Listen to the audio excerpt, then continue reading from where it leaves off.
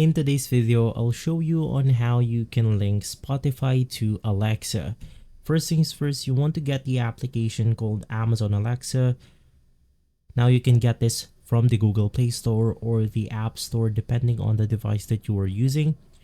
And basically once inside the application, you want to set everything up and then it will take you to your own dashboard. From here, you want to click on the View All Activity and click on the link Music Services.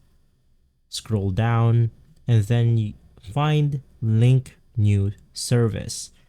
You want to look for Spotify, and from there it will simply load in, prompting you to log in your Spotify. Click on Enable to Use.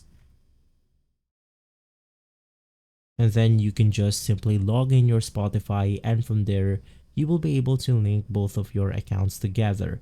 If this video has been helpful, leave a like, subscribe, and follow Guides to Everything for more videos like this.